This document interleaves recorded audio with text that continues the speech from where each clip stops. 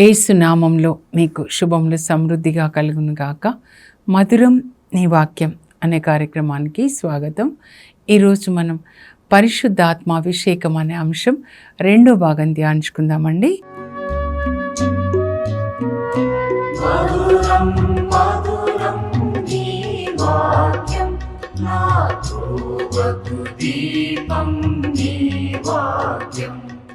ఈ భాగంలో ప్రవక్తల అభిషేకాన్ని గురించి, అలాగే అపోస్తలుల అభిషేకం గురించి ధ్యానించుకుందాము. 16 మంది ప్రవక్తలు ఉన్నారండి బైబిల్లో. అయితే మనం ఇద్దరిని ధ్యానించుకుందాము. ముందుగా యెషయా ప్రవక్త అన్నమాట. యెషయా ప్రవక్త 6వ అధ్యాయంలో దేవుని యొక్క అభిషేకాన్ని పొందుతాడండి. అంటే అప్పటి వరకు ఆయన ప్రవచిస్తున్నాడు, కానీ అభిషేకం లేకుండా ప్రవచిస్తున్నాడు. అందుకే వాళ్ళని ఎక్కువ కొడుతూ ఉంటాడు చూడండి, ఇట్లా అట్లా అని. అయితే 6వ అధ్యాయంలో ఏం జరుగుతుందంటే, క్రీస్తుపురం 740 అండి, 740 BC అనమాట. పాత నిబంధన అంటే ఎప్పుడు క్రీస్తుపూర్వమేనండి. యెరూషలేములో రాజులకి ప్రవచిస్తాడనమాట ఈయన. అప్పుడు అక్కడ స్తుతి ఆరాధన, యెరూషలేం దేవాలయంలో స్తుతి ఆరాధన జరుగుతూ ఉంది. అప్పుడు మరి పరిశుద్ధాత్మ అభిషేకాన్ని మనం పొందుతాం. ఇంకా అప్పుడు పరిశుద్ధాత్మ వచ్చి మన ఆత్మని తాకి ఆవరించి గర్భం ధరించినప్పుడు మన ఆత్మలో జన్మిస్తాం. అప్పటి వరకు ఆత్మ చచ్చిన స్థితిలో ఉంటుందన్నమాట. అప్పుడు ఆత్మలో జన్మించగానే ఆత్మ కన్నులు తెరవబడతాయి. అప్పుడు పరిశుద్ధాత్మ మన లోపల మన ఆత్మకి దర్శనాలు చూపిస్తాడండి. That's the language of the Holy Spirit. He speaks to us through the visions and also dreams అన్నమాట. దర్శనాన్ని చూపిస్తాడు. యెషయా ప్రవక్తకి పరలోక దర్శనం అన్నమాట. అక్కడ పరలోకంలో తండ్రి దేవుడు సింహాసనం మీద కూర్చొని ఉంటారు. తెల్లగా, అంతా కూడా స్ఫటికంలాగా తెల్లగా ఉంటుంది అన్నమాట. తండ్రి దేవుని వస్త్రాలు కూడా మరి దగదగ మెరుస్తూ ఉంటాయి. తేజోవంతం అన్నమాట. తేజో ముఖం కలిగిన వాడు ఆయన యొక్క మహిమ. అలాగే దేవదూతలు ఆయన పైన ఎగురుతూ ఉంటారనమాట. ఒక్కొక్కరికి 6 రెక్కలు చూస్తాడు. 2 రెక్కలతో ముఖాన్ని కప్పుకొని, 2 రెక్కలతో క్రింది భాగాన్ని కప్పుకొని, 2 రెక్కలతో ఎగురుతూ దేవుణ్ణి వాళ్ళు స్తుతిస్తూ ఉంటారు. సర్వశక్తిమంతుడైన దేవుడు పరిశుద్ధుడు, పరిశుద్ధుడు, పరిశుద్ధుడు. పరలోక భూలోకంలో ఆయన మహిమతో నిండి ఉన్నవి. దేవుని యొక్క పరిశుద్ధతను చూస్తాడు. చూసిన తర్వాత పరిశుద్ధాత్మ ఏం చేస్తారంటే మన యొక్క అంతరాత్మని చూపిస్తాడు. ఆయన ఇక్కడికి వచ్చేసి మన అంతరాత్మలో టార్చ్ లైట్ వేసినట్లుగా, చూడు నీ లోపల ఏం మలినం ఉంది అని. అప్పుడు ఆయన ఏం మలినాన్ని చూస్తాడంటే, ఆయన పాపం ఆయనకు తెలుస్తుందండి. అయ్యో నేను చెడిపోయాను, ఈ పాపపు మాటలు మాట్లాడే మనుషుల మధ్యలో నేను కూడా పాపపు మాటలు మాట్లాడుతున్నా. వాళ్ళతో కలిసి కూర్చొని వాళ్ళేం మాట్లాడుతున్నారు, నేను అదే మాట్లాడుతున్నాను. నేను ఎంత పాపం చేశాను. మళ్ళా దేవుని వాక్యం చెప్తున్నాడు అనమాట. చర్చిలోకి వచ్చి, లేదా దేవాలయం అండి వాళ్ళకి, దేవుని వాక్యం చెప్తున్నాడు.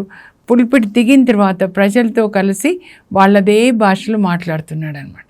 అందుకే కొంతమంది భాషలు మాట్లాడాలి, మా సంఘంలో భాషలు మాట్లాడతారు అని చెప్తుంటే నేను విన్నా అండి. ఆ భాష తర్వాత ఈ భాష పరిశుద్ధంగా ఉంటే చాలు. మీ తెలుగు భాష ఏ భాషనో అది పరిశుద్ధంగా ఉంటే చాలు. పరిశుద్ధాత్మ తన లోపల తన పాపాన్ని చూపిస్తాడనమాట. ఏమున్నాయి ఇక్కడ అంటే, అపవిత్రమైనటువంటి మాటలు మాట్లాడే అపవిత్ర ఆత్మలు ఉన్నాయి. ఇక్కడ హృదయంలో ఉన్నాయి కాబట్టి హృదయంలో నుంచి నోటిలోకి వస్తాయన్నమాట. అందుకే యేసుప్రభు అంటారు, నోటిలోనికి పోయేది చేతులు కడుక్కోకుండా తిన్నారంటే ఏం పర్లేదు, అది కడుపులోంచి బయటికి వెళ్ళిపోతుంది. కానీ మనిషిని మలినపరిచేది, పాపం చేయించేది హృదయంలోంచి బయటికి వస్తుంది. ఇప్పుడు ఈ అపవిత్రమైన మాటలు మాట్లాడే పిశాచి ఇక్కడ ఉంది, ఇక్కడ వచ్చి మాట్లాడుతుంది అన్నమాట. ఆయనకి చూపించినప్పుడు ఆయన పాపాన్ని ఒప్పుకుంటాడండి. పరిశుద్ధాత్మ దేవుడు ముందు ఏం చేస్తారంటే ఇలాగే దేవుని పరిశుద్ధతను చూపించి మన పాపాన్ని చూపిస్తాడనమాట. చూపించి ఒప్పిస్తాడు, మనలో పశ్చాత్తాపాన్ని కలుగజేస్తాడు. యోహాన్ 16:13 కడన భోజన సమయంలో యేసు ప్రభు పరిశుద్ధాత్మ పనిని గురించి చెప్తారండి. 16:8 నుంచి అన్నమాట. ఆయన ముందు మన పాపాన్ని ఒప్పిస్తాడు. చూడు దేవుని పరిశుద్ధత, చూడు దేవుని ప్రవక్తమైన నువ్వు చూడు ఎలా ఉన్నావు. ఆయన నోటి మాటలు, దూతలు ఎలా ఉన్నారు, వాళ్ళ నోట్లోంచి ఏమొస్తుంది? పరిశుద్ధుడు, పరిశుద్ధుడు, పరిశుద్ధుడు. సర్వశక్తిమంతుడైన దేవుడు పరిశుద్ధుడు. కానీ నీ మాట ఎలా ఉంది? నా మాటలన్నీ పాప మాటలే, క్షమించమని దేవుణ్ణి అడుగుతాడండి.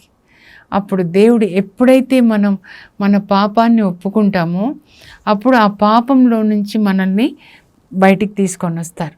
చీకటి నుంచి వెలుగులోనికి, సాతాను రాజ్యం నుంచి యేసుక్రీస్తు యొక్క వెలుగు సామ్రాజ్యంలోనికి. కొలోసి 1:13 పౌలు రాస్తాడు, ఆయన మనలను అంధకార శక్తి నుంచి విడిపించి తన ప్రియపుత్రుని వెలుగు సామ్రాజ్యంలోనికి ట్రాన్స్ఫర్ చేశారు. We are transferred from the dark world of the devil and to the light, the world of kingdom of God. దేవుని యొక్క రాజ్యంలోనికి ట్రాన్స్ఫర్ చేశాడు. అప్పుడు మన ఆత్మని కూడా మన హృదయాన్ని కూడా ఆయన మారుస్తాడనమాట. ఇక్కడ హృదయం కాదు, ఇక్కడ యేసుక్రీస్తు హృదయాన్ని మనం కలిగి ఉంటాం అన్నమాట. ఇంకా అప్పుడు దేవుడు ఆయనతో మాట్లాడతాడు, ఎవరిని నేను పంపించాలి, ఎవరు నా దూతగా వెళ్ళి ప్రజలకి చెప్తారు, ఇలా పాపంలో ఉన్న ప్రజలకి ఎవరు చెప్తారు? నేను పోతా ప్రభా, నన్ను పంపించు ప్రభా అంటాడు. అప్పుడు ఆయనని పరలోకం నుంచి పాపం ఒప్పుకున్నాడు కదా, ఒక దూతను పంపించి అగ్ని కణకిచ్చి నాలుకని శుద్ధి చేస్తాడండి. దూత పరిశుద్ధాత్మ అన్నమాట. అగ్నితో నాలుకని శుద్ధి చేస్తాడు. ఇప్పుడు ఈయన నాలుక అగ్ని నాలుక అయిపోతుంది అన్నమాట. అప్పటి నుంచి ఇంకా దేవుడు దర్శనాల్ని చూపిస్తారు. 6వ అధ్యాయం తర్వాత 7వ అధ్యాయంలో మరియ తల్లి గర్భం ధరించిన దర్శనాన్ని చూస్తాడండి. 740 సంవత్సరాలకి, క్రీస్తు పూర్వము BC 740 అన్నమాట. అదిగో కన్యక గర్భం ధరించి ఉండెను, ఆమె ఒక కుమారుని కనును, ఆమె అతనికి ఇమ్మానువేలు అని పేరు పెడుతుంది. ఇంకా 9వ అధ్యాయానికి వచ్చినట్లయితే యేసుప్రభు పుట్టడాన్ని చూస్తాడండి. అదిగో మనకు ఒక శిశువు జన్మించను, మనం ఒక కుమారుని బడిసితి. ఇంకా 9వ అధ్యాయానికి వచ్చినట్లయితే మనం ఒక కుమారుని బడిసితిమి, మనకొక శిశువు జన్మించను, ఆయన పేరు ఆశ్చర్యకరుడు, ఆలోచనకర్త, బలవంతుడైన దేవుడు, నిత్యుడగుతాని, సమాధానకర్త. అతడు మన రాజ్య భారాన్ని వహిస్తాడు. యేసుప్రభు పుట్టుకను కూడా చూసి చెప్తాడండి. ఇంకా 11వ అధ్యాయానికి వచ్చినట్లయితే ఇదిగో ఇషాయి మొద్దు నుండి ఒక పిలక పుడుతుంది, అతని వేర్ల నుంచి ఒక కొమ్మ వస్తుంది, దేవుని ఆత్మ అతనిపై నిలుస్తుంది. అది వివేకమును, విజ్ఞానమును, తెలివిని, బలాన్ని ఇచ్చే ఆత్మ, దైవభీతిని కలిగించే ఆత్మ. యేసుప్రభు అభిషేకాన్ని గురించి అందులో రాస్తాడండి. ఆ తర్వాత చాలా గొప్ప ప్రవక్త అయిపోతాడనమాట.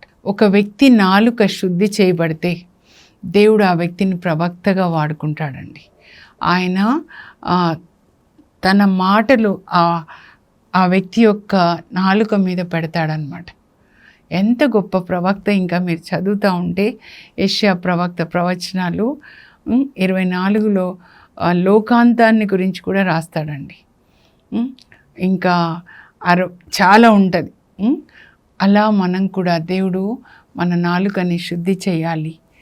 నా నాలుక శుద్ధి చేయి ప్రభా, నీ అగ్నితో శుద్ధి చేసి నా నాలుకని నీ నాలుకగా వాడుకో. Let my tongue feed thousands with the word of God. Let my mouth be your mouth. నేను నీ నోటి బూరగా ఉండి నీ మాటలే నేను పలకాలి ప్రభా. నేను అనేక వేల మందిని నీ వాక్కుతో పోషించాలి. నువ్వు నన్ను ప్రేమిస్తే నా గొర్రెలు మేపు. గొర్రెలు ఎవరు? మనం గొర్రెలు, మీరు గొర్రెలు, నేను గొర్రె. దేంతో అండి? దేంతో అంటే దేవుని వాక్యంతో అన్నమాట. యేసు ప్రభుని ప్రేమిస్తే ఆయన గొర్రెల్ని వాక్యంతో మేపుతాం. నాతో ఇదే మాట్లాడారండి, పేతురుతో కూడా అదే మాట్లాడతారు. యేసు ప్రభు ప్రత్యేకంగా మాట్లాడతారు పునరుత్థానమైన తర్వాత అన్నమాట. యోహాను 21:15 నుంచి 15, 16-17లో మాట్లాడతారనమాట. తర్వాత ఇప్పుడు ఈర్మియా ప్రవక్త దగ్గర వద్దామండి. ఈర్మియా ప్రవక్తకి పిలుపు ఎప్పుడు వస్తుందంటే 12 సంవత్సరాల వయసులో అండి. సమూవేలు అయితే ఒక 8-10 సంవత్సరాలు ఉండొచ్చు. మందసం దగ్గర నిద్రిస్తూ ఉంటాడనమాట. దేవుడు ఆయనతో మాట్లాడతారు. దేవుని యొక్క వాక్యంలో ఉన్న శక్తి వీళ్ళు పొందుతారండి విన్నప్పుడు. అందుకే మనము దేవుని వాక్యాన్ని వినాలి. అప్పుడు మనకి శక్తి వస్తుంది, విశ్వాసం వస్తుంది. సాతాను మాటలు వింటే ఆదాంకి ఏమైంది చూడండి. ఎవరి మాటలు మనం వింటున్నాం? ఈయన కూడా, ఈర్మియా కూడా వాళ్ళ నాన్న యాజకుడు అండి. యెరూషలేం దేవాలయంలోనే స్తుతి ఆరాధన టైంలో పరిశుద్ధాత్మ తాకుతారండి. నేను అనుభవంతో చెప్తా ఉన్నాను. పరిశుద్ధాత్మ మన ఆత్మని నింపేస్తారనమాట. అభిషేకం అంటే మునగడం పరిశుద్ధాత్మలో. అలా మునిగిపోయినప్పుడు ఈ ఈర్మియా ఆత్మలో జన్మిస్తాడనమాట. అప్పుడు ఈర్మియా ఒక దర్శనాన్ని చూస్తాడు. దేవుడు ఆయనతో మాట్లాడుతూ ఉంటారు, చిన్న పిల్లవాడితో అండి. మాట్లాడి ఏమంటాడంటే, తల్లి గర్భంలో నిన్ను రూపుదిద్దక మునిపే నేను నిన్ను ఎన్నుకున్నాను అని ఆ చిన్న బాబుతో మాట్లాడుతున్నాడు. నీవు పుట్టక ముందే నేను నిన్ను పరిశుద్ధపరిచాను, అంటే అమ్మ గర్భంలో ఉన్నప్పుడే నిన్ను పరిశుద్ధపరిచాను. ఇలాగే మనము గర్భంలో ఉన్న బిడ్డల కొరకు తల్లులు ప్రార్థించాలన్నమాట. నేను నీ నోట నా పలుకులు పెడుతున్నాను, నిన్ను జాతులకి ప్రవక్తగా నేను అభిషేకించాను. ఈర్మియా అంటాడు, నేను బాలుడు, నాకు తెలియదు ఎలా మాట్లాడాలో. అంటే నువ్వు అలా అనొద్దు, నేను నీ నోట నా పలుకులు పెడతా అని ఈర్మియా నాలుకని తాకి నాలుక మీద దేవుడు తన మాటలు పెడతారండి. ఇలా మీ పిల్లల నాలుకల మీద చేయి పెట్టి మీరు అలా ప్రార్థించండి. నీ మాటలు నా బిడ్డ నోట పెట్టండి ప్రభు అని. ఆ తర్వాత ఇంకేమంటారంటే, నాలుక మీద మాటలు పెట్టి, ఈరోజు నేను నీకు అధికారం ఇస్తున్నాను రాజ్యంల మీద. దేవుని రాజ్యం, సాతాను రాజ్యం, ఈ 2 రాజ్యాలండి పనిచేసేది భూమి మీద, ఒక వ్యక్తి మీద కూడా. నేను రాజ్యముల మీద అధికారం ఇస్తున్నాను. వాటిని కూలద్రోయుటకు, పెళ్ళగించుటకు, పడగొట్టుటకు, పునర్నిర్మించుటకు, కట్టుటకు. అంటే సాతాను రాజ్యాన్ని పెళ్ళగించి కూలద్రోసి దేవుని రాజ్యం కట్టాలి ఒక్కొక్కరి హృదయంలో అన్నమాట. ఈ సాతాను రాజ్యం ఏంటి? తినుట, త్రాగుట, అవినీతి, చీకటి పనులు, దొంగతనాలు, వ్యభిచారాలు, ఇవన్నీ దురాలోచనలు, ఇతరులకు ఎలాంటి కీడు చేయాలి, కుట్రలు పన్నడం. మత్తయి సువార్త 15:19లో యేసుప్రభు చెప్తారు, ఇక్కడి నుంచే బయటకు వచ్చేస్తాయని చెప్తారనమాట. వీటన్నిటినీ కూలద్రోసి దేవుని రాజ్యాన్ని కట్టాలి. హృదయం అనే పొలంలో దేవుని వాక్యం అనే విత్తనాలు నాటాలి. అప్పుడు ఆ విత్తనాలు మొలకెత్తి పెరుగుతాయన్నమాట. దేవుని రాజ్యం అంటే పరిశుద్ధాత్మ వసగు నీతి, శాంతి, సంతోషం. పరిశుద్ధాత్మ మనలోనికి వెళ్ళి దేవుని యొక్క వాక్యాలు ఇక్కడ హృదయంలో నాటి అవి మొలకెత్తి ఫలించేలాగా చేస్తాడనమాట. సో సాతాను రాజ్యాన్ని కూలద్రోసి దేవుని రాజ్యాన్ని కట్టడానికి నేను నీకు అధికారం ఇస్తున్నాను. కనుక నీవు లెమ్ము, సిద్ధంగా ఉండు, నీవు వాళ్ళని చూసి భయపడొద్దు. నేను నిన్ను సురక్షితమైన నగరంగా, ఇత్తడి తలుపులాగా, ఇనుప స్తంభంలాగా తయారు చేస్తాను. ఇత్తడి తలుపు ఎంత గట్టిగా ఉంటుంది, ఇనుప స్తంభం ఎంత గట్టిగా ఉంటుంది. సురక్షితమైన పట్టణంగా చేస్తాను. నువ్వు వాళ్ళని చూసి భయపడొద్దు, ఆ రాజులను చూసి, అధికారులను చూసి నువ్వు భయపడొద్దు. నేను నీకు తోడుగా ఉండి నేను నిన్ను కాపాడుతాను. దేవుడు 12 సంవత్సరాల వయసులో ఆయనను పిలుస్తారండి. ఇంకా 13వ సంవత్సరం నుండి దేవుడు ఆయనని వాడుకుంటారు. దర్శనాల్ని చూపిస్తారు. నీకేం కనబడుతుంది అని అడుగుతారనమాట. బాదం కొమ్మ కనబడుతుంది అని చెప్తాడనమాట. అలా ఒక్కొక్కటి 40 సంవత్సరాలు ప్రవచిస్తాడండి ఆయన. దేవుడు ఆయనకి సందేశాన్ని ఇస్తారు. ఆ సందేశాన్ని ఆయన ప్రకటిస్తూ ఉంటాడనమాట. కానీ ప్రజలు వినరండి. చివరి రాజులు, దావీదు సంతతిలో చివరి రాజులు జోసాయ హోషియా యొక్క కొడుకులు అనమాట. యెహోయాకీము, ఆ తర్వాత సిద్కియా, చివరి రాజులు వీళ్ళిద్దరు. ఒక్కొక్కరు 11 సంవత్సరాలు ప్రవచిస్తారు. యెహోయాకీము ఎంత అన్యాయంగా తన ప్యాలెస్ని కట్టుకుంటాడు. ఆ ప్యాలెస్ ముందు నిలబడి ప్రవచనం చెప్పమంటే చెప్తాడనమాట. మీరు నీతి న్యాయాన్ని మీరు పాటించండి. ఇర్మియా 22లో చెప్తాడు, నీతి న్యాయాన్ని మీరు పాటించండి, పేదల్ని దోచుకోకండి, పీడించకండి, అప్పుడు నేను మిమ్మల్ని రాజులుగా ఉండనిస్తాను అని చెప్పి యెహోయాకీం గురించి చెప్తాడు. అధర్మ మార్గమున ప్రాసాదంను కట్టి అవినీతితో పై అంతస్తును కట్టించువాడు శాపగ్రస్తుడు. కూలి వాళ్ళకి కూలిని కూడా ఎగగొట్టావు. అధర్మంగా ప్రజల డబ్బుతో నువ్వు ప్యాలెస్ పైన అంతస్తు కట్టించుకుంటున్నావు. అంటే నువ్వు ఇలా పేదవాళ్ళ డబ్బుతో అంతస్తులు కట్టించగానే గొప్పవాడవుతావా? మీ నాన్న నా ఆజ్ఞలు పాటించి ధర్మంగా జీవించాడు. హోషేయాను గురించి చెప్తాడు. నిన్ను ఇట్లా గాడిదని ఇట్లా పడేసినట్లు పడేస్తారు, నీ శవాన్ని, నీ కొరకు ఎవ్వరు కూడా ఏడవరని చెప్తాడండి. ఇంకా చివరి రాజు సిద్కియా అవుతే నెబుకద్నెజర్ ఆయనని బంధించి ఆయన కళ్ళ ముందే కొడుకులను చంపి, ఇదే నీకు చివరి చూపు, నీ కళ్ళు పోయిన తర్వాత నువ్వు ధ్యానించుకుంటే నీ కొడుకులను ఎట్లా చంపుతున్నాను అదే నీకు కనపడాలి.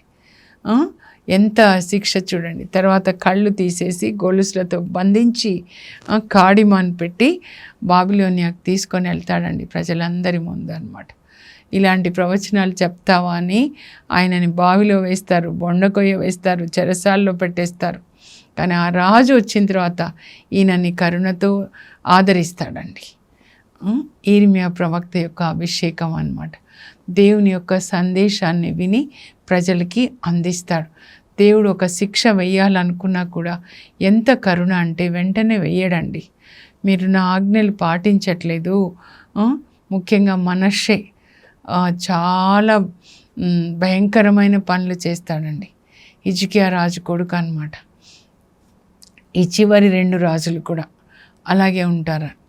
కానీ వినరు. దేవుడు చెప్తారు, మీరు ఇలా వినకపోతే నేను మిమ్మల్ని ఉత్తరం నుంచి ఒక రాజుని తీసుకొచ్చి ఆయన చేతికి అప్పగిస్తాను, మీరు అక్కడ 70 సంవత్సరాలు ప్రవాసంలో ఉంటారు అని ఇర్మియా ద్వారా చెప్తే వాళ్ళు వినరు, మారు మనసు పొందరండి. కానీ ఆయన చెప్పేది చెప్తాడనమాట. అలా అందరూ మీరు ప్రవక్తలు చూస్తే ఒక్కొక్క ప్రవక్త ద్వారా దేవుడు ప్రజల్ని హెచ్చరిస్తారు, పశ్చాత్తాపడండి అని చెప్తారు. యోవేలు ప్రవక్తకు కూడా చెప్తారు.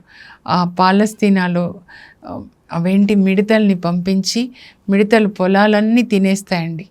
దేవునికి అర్పించడానికి కూడా ఏముండదు, ద్రాక్షరసం కానీ. అప్పుడు దేవుడు చెప్తారు, ఇప్పుడు నువ్వు వెళ్ళి నా మాటలుగా చెప్పు. ఇప్పుడు వింటారు, ఎందుకంటే కడుపు మాడిపోయింది కదా, అప్పుడు ఆకలేస్తుంది, వింటారు. అప్పుడు ప్రవచిస్తాడండి. ఇలా ఎప్పుడైనా జరిగిందా? మీకు దేవుడికి ఇవ్వడానికి కూడా ఏం లేదు, మీ జీవిత కాలంలో ఎప్పుడు ఇలా జరగలేదు కదా. మిడతలు వచ్చి అన్నీ ఒక దండు తర్వాత ఒక దండు వచ్చేసి ద్రాక్ష తోటలు, అంజూర పండ్లు, ఇంకా అన్నీ కూడా వాళ్ళకి ఏమేం పంటలు పండుతాయో అన్నీ తినేస్తాయన్నమాట. మీరు ఇప్పుడైనా పశ్చాత్తాపడండి. మీరు పశ్చాత్తాపడితే దేవుడు మీరు కోల్పోయింది ఇస్తారంటే పశ్చాత్తాపడతారండి. అప్పుడు మళ్ళా నేను మీకు అంతా ఇస్తానని యోవేలు 2:25లో ఇస్తారు. అంతేకాదు నేను మీకు పరిశుద్ధ ఆత్మని ఇస్తాను అని వాగ్దానం చేస్తారండి. దేవుడు మన నుండి కోరుకునేది ఏంటంటే మన సొంత చిత్తం, మనసు చెప్పినట్లుగా ఏం తినాలి, ఏం త్రాగాలి, ఎలా పాపంలో ఆనందించాలి అని కోరుకోడండి. మనం ఆయన ఆజ్ఞలు పాటించాలని కోరుకుంటాడు. బైబిల్ గ్రంథం అంతా దేవుడు చెప్పేది ఒకటే, మీరు నా ఆజ్ఞలు పాటిస్తే నేను మిమ్మల్ని ఆశీర్వదిస్తాను. వాళ్ళు అలాగే పశ్చాత్తాపడతారు. అప్పుడు యోవేలు 2:28 అండి, అంత్య దినములలో నేను అందరి మీద నా ఆత్మని కుమరిస్తాను. అంత్యకాల సూచనలలో చాలా శుభప్రదమైనది. అంటే ఒక గుడ్ న్యూస్ ఏంటంటే, అంత్య దినాల్లో అందరి మీద నా ఆత్మని కుమ్మరిస్తాను, మీ పుత్రికలు నా సందేశాన్ని చెప్తారు, మీ యువకులు దర్శనాలు కాంచుతారు, మీ ముదుసలు కలలు కంటారు, ఆ దినంన నా సేవకులకు స్త్రీ పురుషులందరి మీద నా ఆత్మని కుమ్మరిస్తాను. ఈ వాక్యాన్ని పట్టుకొని మేము ప్రార్థన చేస్తూ ఉంటామండి. ఈ అపోస్తుల కార్యాల్లో కూడా అదే కదా. అపోస్తులు పరిశుద్ధాత్మని పొందిన తర్వాత పేతురు మొదటి ప్రసంగాన్ని చేస్తాడు. ఆ మొదటి ప్రసంగంలో ఆయన చెప్తాడు ఏంటి అంటే, కొంతమంది పెంతెకోస్తు పండగకు వచ్చిన వాళ్ళు, ఏంటబ్బా వీళ్ళు ఏం మాట్లాడుతున్నారు, పరిశుద్ధాత్మని పొందే రీకా మామా శాఖలు, కానీ మనం మన సొంత భాషలో వింటున్నాం, ఇదేం చోద్యము, ఇదేంటి అంటే కొంతమంది అంటారు వాళ్ళు తాగి ఉన్నారు. అప్పుడు పేతురు అంటాడు, మేము తాగలేదు, ఇది మార్నింగ్ 9 o'clock తాగడం కాదు, యోవేలు 2:28 దేవుడు చేసిన వాగ్దానాన్ని నెరవేర్చాడు అని మేము పరిశుద్ధాత్మ వర్షాన్ని, తొలకరి వర్షం పరిశుద్ధాత్మని పొందాం, పరిశుద్ధాత్మలో మేము మునిగి తేలుతున్నామని మొదటి ప్రసంగాన్ని చేస్తాడండి. మీరు మెల్లగా చదవాలి. ఈ అపోస్తుల కార్యంలో దేవుని యొక్క నడిపింపును బట్టి కలర్ పిక్చర్స్ తోటి దీన్ని రూపొందించడం జరిగింది. ఇంకా చివరిలో 12 మంది అపోస్తలులు ఏ దేశాలకు వెళ్ళి సువార్తని బోధించి ఏ విధంగా వేద సాక్షి మరణం పొందారు అది కూడా ఇందులో లిఖించడం జరిగింది. మీరందరూ కూడా దీన్ని చదువుకోవాలి, ఎందుకంటే పరిశుద్ధాత్మ అభిషేకము రోజు జరుగుతుందండి. రోజు మనం వాక్యాన్ని చదివి దాన్ని పాటిస్తున్నప్పుడు పాటించడానికి శక్తిని ఇస్తాడనమాట. ఇప్పుడు అపోస్తలు యేసు ప్రభుతో 3.5 సంవత్సరాలు ఉంటారు. 3.5 సంవత్సరాలు యేసు ప్రభు వాళ్ళకి పరలోక రాజ్యాన్ని గురించి బోధిస్తాడనమాట. బోధించిన తర్వాత వాళ్ళ హృదయాల నిండా వాక్యం ఉంటుంది. పరలోకానికి వెళ్ళి తండ్రికి తన రక్తం ఇచ్చి, అప్పుడు పరిశుద్ధాత్మ వీళ్ళకి ఇవ్వండి నాన్న, అప్పుడు నా సేవని కొనసాగిస్తారు అంటే, అప్పుడు తండ్రి దేవుడు పరిశుద్ధాత్మని యేసుప్రభుకి ఇస్తే యేసుప్రభు వీళ్ళ మీద కుమ్మరిస్తారు. అప్పుడు కూడా ఎలా వస్తుందండి పరిశుద్ధాత్మ? అపోస్తల కార్యాలు 2లో పరిశుద్ధాత్మ గాలి వీస్తుంది, పరలోకం నుంచి గాలిలాగా వస్తారు. ఆ తర్వాత అగ్ని నాలుకలు ఒక్కొక్కరి మీద వస్తాయన్నమాట. తర్వాత పరిశుద్ధాత్మ వాళ్ళ లోపలికి వెళ్తారండి. పరిశుద్ధాత్మ వాళ్ళకి శక్తిని ఒసగిన కొలది వాళ్ళు అన్య భాషల్లో మాట్లాడతారు. పేతురు మొదటి ప్రసంగాన్ని చేస్తాడు. తర్వాత 3వ అధ్యాయంలో యేసు నామంలో నువ్వు లేచి నడు అంటే కుంటివాడు లేచి నడుస్తాడు. అలాగే ఫిలిప్పు 8వ అధ్యాయంలో సమారియాకి వెళ్ళి సువార్తను బోధిస్తూ ఉంటే వాళ్ళు శ్రద్ధగా వింటున్నప్పుడు వాళ్ళలో ఉన్న దయ్యాలు బిగ్గరగా అరుస్తూ వెళ్ళిపోతాయన్నమాట. ఆ తర్వాత 13 నుంచి పౌలు సువార్త బోధిస్తాడండి. 3 ఖండాల్లో 13,000 మైళ్ళ దూరం ప్రయాణం చేసి మొదటి సువార్త ప్రయాణం గలతీ పట్టణాలు అంటే ఏషియా, రెండవది గ్రీస్ మాసిడోనియా అంటే ఇప్పుడు యూరోపియన్ కాంటినెంట్, మూడవది ఎఫెస్ అంటే ఆఫ్రికా అన్నమాట. సో 30 సంవత్సరాల్లో యెరూషలేంలో పుట్టిన క్రైస్తవ సంఘము ఈ సువార్త బోధన ప్రపంచం అంతటా కూడా వ్యాపిస్తుందండి. అయితే కేవలం వాక్యం కాదండి, పరిశుద్ధ ఆత్మ అంటే ప్రేమ కనుక యేసు ప్రభు ప్రేమతో లోకాన్ని నింపుతారనమాట. అది ఆ అభిషేకాన్ని అపోస్తలు పొందారు. వాళ్ళ తర్వాత అపోస్టాలిక్ ఫాదర్సు, ఆ తర్వాత చర్చ్ ఫాదర్సు, అలా ఒక తరం నుండి ఒక తరం. ఇప్పుడు మనం కూడా ఈ ఆత్మని పొందాలి. దేవుని వాక్యాన్ని హృదయంలో దాచుకొని మననం చేస్తూ పాటిస్తూ ఉంటే దేవుడు మనకి పరిశుద్ధ ఆత్మ శక్తిని ఇచ్చి ఆయన మనల్ని దేని కొరకు పిలిచారో ఆ పని కొరకు కావలసిన శక్తిని ఇస్తారండి. మనం కేవలము సువార్త బోధనకే కాదు, వివాహ సమయంలో దంపతులు భర్తగా అబ్బాయికి, భార్యగా అమ్మాయికి కావలసిన అభిషేకం, అప్పుడు వాళ్ళు చక్కగా మంచి దంపతులుగా వాళ్ళకి పిల్లల్ని ఇచ్చినప్పుడు తల్లిదండ్రుల అభిషేకాన్ని అలా ఇస్తారు. టీచర్ అయితే టీచర్ అభిషేకం, మరి బిల్డర్ అయితే కట్టడానికి అభిషేకాన్ని, రోజు వారి పనులకి కావలసిన అభిషేకం ఇస్తారు. కనుక రోజు మనం దేవుని సన్నిధిలో ఆయన యొక్క అభిషేకం కొరకు వేచి ఉండాలన్నమాట. ప్రతిరోజు 92వ కీర్తన 10లో దావీదు అంటాడు, నీవు నా తలని క్రొత్త తైలంతో అభిషేకించావు అని. ముగించే ముందు ముఖ్యమైన అంశాలు నేను చదువుతాను, మీరు రాసుకొనండి. రాసుకున్న తర్వాత ఇలాంటి అభిషేకం ఇవ్వండి అని మీరు ప్రార్థించాలి. అయితే హృదయంలో వాక్యం ఉండాలండి. అప్పుడు పరిశుద్ధాత్మ మనకి శక్తిని ఇస్తారు ఆ వాక్యాన్ని జీవించడానికి. పరిశుద్ధాత్మ అభిషేకం 2వ భాగం, ప్రవక్తల అభిషేకం. యెషయా అభిషేకం, పరలోక దర్శనము, నాలుకని శుద్ధి చేయటం ద్వారా. ఇర్మియా అభిషేకం, నాలుకపై తన పలుకులను ఉంచటం ద్వారా దేవుడు అభిషేకిస్తారు. అపోస్తలుల అభిషేకము, పరిశుద్ధాత్మ గాలి వీస్తుంది, తర్వాత అగ్ని నాలుకలు వారి మీదికి వస్తాయి, తర్వాత పరిశుద్ధాత్మ వాళ్ళ లోపలికి వెళ్ళి వాళ్ళలో నివసిస్తాడనమాట. ఇప్పుడు ప్రార్థన చేసుకుందామండి. ఆ అభిషేకం దేవుడు మనకి దయచేయాలి. యెషయా నాలుకని శుద్ధి చేసి వాడుకున్నావు ప్రభా, మా నాలుకల్ని శుద్ధి చేయండి తండ్రి. అలాగే ఇర్మియా నాలుక మీద మీ పలుకులు పెట్టి జాతులకి ప్రవక్తగా అభిషేకించారు. ఆ యొక్క కృప మాకు మా పిల్లలకి దయచేయండి. అపోస్తుల అభిషేకాన్ని మాకు దయచేయండి ప్రభా. 3 సంవత్సరాలు వాళ్ళు మీతో ఉండి మీరు పరలోక రాజ్యంను గురించిన సువార్తని బోధించినప్పుడు వాళ్ళు విని హృదయాల్లో దాచుకున్నారు. తర్వాత మీరు పరిశుద్ధాత్మని పంపించారు యేసయ్య. ఆ పరిశుద్ధాత్మ ద్వారా వాళ్ళు మీ యొక్క చిత్తాన్ని చేసి సువార్తని బోధించి స్వస్థతలు చేసి దయాల్ని వెళ్ళగొట్టి ఈ లోకంలో మీ రాజ్యాన్ని స్థాపించి మీకు సాక్షులుగా జీవించారు.